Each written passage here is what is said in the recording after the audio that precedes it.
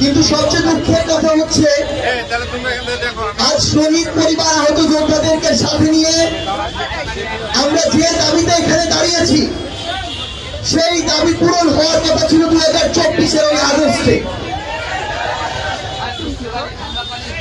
আমরা আজকে অনেক কথা বলছি যে আমাদের আওয়ামী লীগ নিষিদ্ধ করতে হবে, তাদের কর্মসূচি নিষিদ্ধ করতে হবে, তাদের রেজিস্ট্রেশন বাতিল করতে হবে, কিন্তু আমাদের জায়গা থেকে এই কথাগুলো এই মঞ্চে আজ কেন দাঁড়িয়ে বলতে হচ্ছে? আজকে যদি আমরা এর পিছনে সরাসরি কারণগুলো দেখি, আমাদেরকে এই আওয়ামী লীগ নিষিদ্ধ না করার জন্য বিভিন্ন মহল কি কি কারণ দেখাচ্ছে, পায়টা দেখাচ্ছে। তারা আমাদেরকে শোনায় যে বহির্বিশ্বে তাদের ইমেজ ক্ষুণ্ণ হতে পারে। ওই স্টেক হোল্ডার, ওই তথাকথিত বিভিন্ন মহলকে আমরা বলতে চাই, বিগত 16 বছরে যখন পিলখানায় হত্যাকাণ্ড হয়, যখন সাপড়ায় হত্যাকাণ্ড হয়, যখন শাহবাগে যাত্রাবাড়িতে শনি রাখায় উত্তরে হত্যাকাণ্ড হয়, তখন এই বহির্বিশ্ব কোথায় ছিল? তারা আমাদেরকে ওই পশ্চিমাদেরকে দৃষ্টিভঙ্গি দেখায়।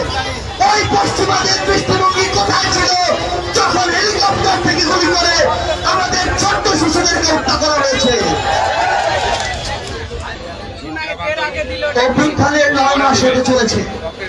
আজকে আমাদেরকে কারণ দেখানো হয় কিছু মহল থেকে যে যদি এই বাংলাদেশের আগামী নির্বাচনে আবার আওয়ামী লীগ না আসে তাহলে ওই ভারত কি না কি মনে করে বসে, যেহেতু ভারত আমাদের 3 দিকে আছে।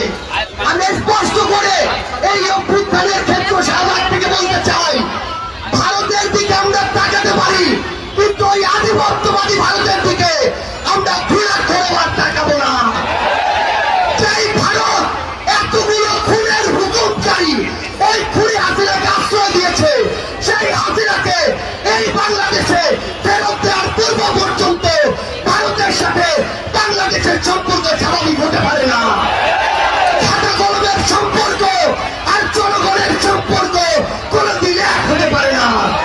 আমরা ভারতকে স্পষ্ট করে একটা কথা বলি, বাংলাদেশের সাথে যদি প্রতিবাসীর সম্পর্ক আগামীতে তারা দেখতে চায়, তাহলে যে সকল খুনিকে তারা ওই জায়গায় আলামায়েশের স্থাপনা আবাসন দিয়ে রেখেছে তাদেরকে বাংলাদেশে পাঠাতে হবে এবং বাংলাদেশের মাটিতে তাদের এই বিচার হতে হবে। আজকে থেকে 10 মাস আগে বাংলাদেশের অধিকাংশ মানুষ তাকিয়ে থাকতো কখন বাংলাদেশকে বিভিন্ন জায়গায় স্যাংশন দেওয়া হবে, কখন আমেরিকা হস্তক্ষেপ করবে, কখন হাসিনা মারা যাবে, কখন পরের ইলেকশন আসবে, তারপরে তারা মাঠে নামার প্রস্তুতি নিত। কিন্তু যেই ছাত্র জনতা রাজপথে নেমে জীবন দিয়ে এই খুনি হাসিনাকে দেশ ছাড়া করেছে, তাদের জীবনে এই যে হত্যাগুলো, এগুলোর বিচার হওয়া পূর্ব পর্যন্ত বাংলাদেশে অন্য কোনো কিছু নাম নেয়া এই অন্তর্বর্তীকালীন সরকারের মুখে মানায় না। রাজনৈতিক দলগুলো আজকে সময়ের বিবেচনায় প্রতিযোগিতায় নেমেছে, আগে সংস্কার নাকি আগে নির্বাচন। মাথায় স্পষ্ট করে ঢুকিয়ে রাখুন, সংস্কার নাকি নির্বাচন,